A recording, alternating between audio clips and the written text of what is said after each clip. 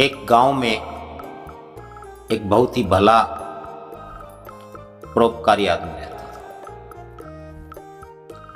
उसकी आर्थिक स्थिति अच्छी नहीं थी, माली हालत खराब थी। पति और पत्नी दो ही वो रहते थे, बच्चे भी नहीं थे।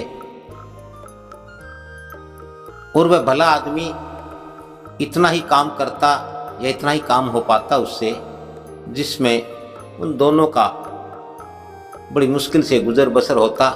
कभी कभार उस रास्ते से गुजरने वाला कोई भला आदमी, कोई साधु संत उसके घर में आता, ठहरता, तो वे उसके जैसे तैसे उसके रहने का, ठहरने का, खाने पीने का प्रबंध करते।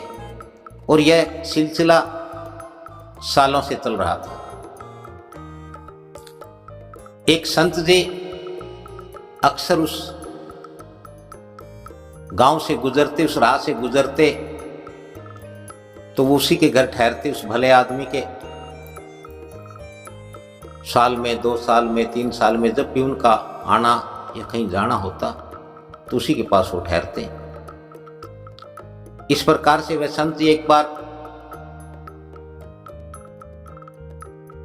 कहीं जा रहे थे तो रास्ते में वो गांव आया, उसका घर आया, उसके घर वो ठहरे।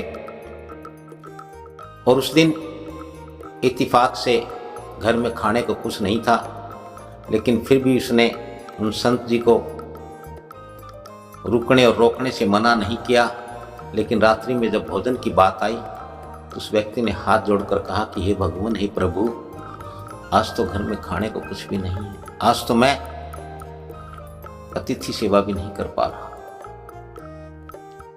तो संत जी ने कहा कि कोई बात नहीं, शायद यही उस प्रभु की रजा है, लेकिन मुझे सुबह शीघ्र जाना है, चलो सो जाते हैं। और इस प्रकार से वह बातचीत करके पानी पी करके सो गए। सुबह संत जी उठे तो भला आदमी भी उठ गया। उन्होंने संत जी को पानी दिया, पानी पी करके, और जब संत जी जाने लगे तो उनके पास एक पथरी थी। कहते हैं कि वो पारस पथरी थी। और संत जी ने उस भले आदमी से कहा कि देखो, ये पारस पथरी है, इससे लोहे को, लोहे की किसी धातु को, किसी वस्तु को छुआ जाए तो वह सोना बन जाती है। मैं जा रहा हूं और इतने समय बाद मैं वापस आऊंगा, तब मैं मेरी पथरी ले जाऊंगा, तब तक तुम चाहे इससे जितना सोना बना सकते हो। तो उस आदमी को इस बात से कोई ज्यादा प्रसन्नता नहीं हुई। उसने कहा ठीक है महाराज, और उसने पथरी रख ली। यह बात उसने अपनी पत्नी को बताई। उसकी पत्नी बड़ी लालची स्वभाव की थी और वो कहने लगी कि देखो, हम इतने सालों से साधु संत और महात्माओं की सेवा करते आ रहे हैं, शायद उसी सेवा का ये फल है, उसका परिणाम है कि अब हम धनी हो जाए, माला माल हो जाए, और तुम बाजार जाओ और लोहा खरीद करके लाओ। तो उस आदमी ने कहा कि अभी बहुत समय है, कोई बात नहीं, कर लेंगे, पहले ये देखो कि घर में कितना लोहा। जब वो घर में ढूंढने लगे तो उन्हें घर में लोहा भी नहीं मिला, कोई एक आध कील ही मिली। उन्होंने इसे छुआ, वो सोना हो गई। सुनार के पास गया, उन्हें बेच करके और अपने घर का सामान ले आया। तो वह उसकी पत्नी कहने लगी कि आप बाजार जाओ, लोहा खरीद कर लाओ। तो कहता ठीक है, कल जाऊंगा। अगले दिन वह बाजार में गया। उसने लोहे का भाव पूछा तो बाजार वालों ने कहा कि भी आजकल तो लोहे के भाव में तेजी आई हुई। 4 दिन पहले तक तो बहुत मंदा था, अब अचानक से लोहे के भाव में उछाल आया है। उम्मीद है कि जल्दी ही लोहा सस्ता हो जाएगा। और इस प्रकार से वह आदमी बिना लोहा खरीदे बाजार से घर खाली हाथ वापस आ गया। उसकी पत्नी ने पूछा क्या हो? उसने कहा कि लोहे के भाव में तेजी है, जल्दी ही लोहा सस्ता होने के आसार हैं, जैसे सस्ता होगा हम खरीद लेंगे।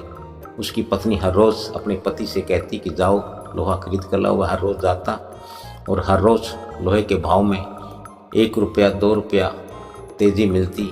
और इस प्रकार से वह बिना लोहा खरीदे ही हर रोज़ वापस आ जाता।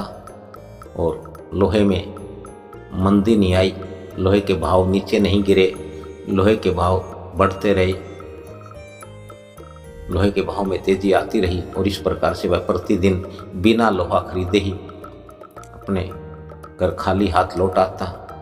अब उस भले आदमी को कौन समझाए कि लोहे का भाव चाहे कितना भी बढ़ जाए सोने के बराबर तो नहीं हो सकता, लेकिन यह अक्ल नहीं आई और इस प्रकार से दिन पर दिन बीतते चले गए। और एक दिन ऐसा आया कि वो संत जी आ पहुँचे, लेकिन जब संत जी आ रहे थे तो उनके मन में बड़ा ख्याल आया कि अब तो मैं अपने उस भगत के, उस भले आदमी के पास जाऊंगा तो उसके पास तो बड़े ठाठ बाट होंगे, उसने कोई बढ़िया मकान बना लिया होगा, उसके मकान में सभी सुविधाएं होंगी, अब तो उसका भाग्य पलट गया होगा। लेकिन जब वो संत जी आए, उन्होंने देखा उसकी दशा तो ज्यों की त्यों, उसकी दशा में कोई फर्क नहीं है। तो उन्होंने उसे बुलाया, अपने पास बिठाया और पूछने लगे कि क्या हुआ। तो वह व्यक्ति कहने लगा कि महाराज मैं क्या करता, मैं हर रोज बाजार जाता, लेकिन हर रोज लोहे के भाव में तेजी आ रही, कभी 1 रुपया कभी 2 रुपया भाव बढ़ता जा रहा है। और मैंने सोचा कि जब लोहा सस्ता होगा तभी खरीदूंगा, और इस प्रकार से मैं लोहा नहीं खरीद के लाया। तब उन संत जी ने कहा कि यहाँ उस परमात्मा की रजा के बिना, मनुष्य के भाग्य के बिना, उचित समय के बिना, समय से पहले किसी को कुछ दिया नहीं जा सकता है, किसी को कुछ प्राप्त नहीं हो सकता है। दुनिया में इससे बड़ा कोई उदाहरण नहीं हो सकता कि लोहा सोना बनाया जा सकता हो और मनुष्य लोहा ही ना खरीदे। वह लोहे के भाव की बात कर रहा है, कहाँ तो सोने की बात होनी थी।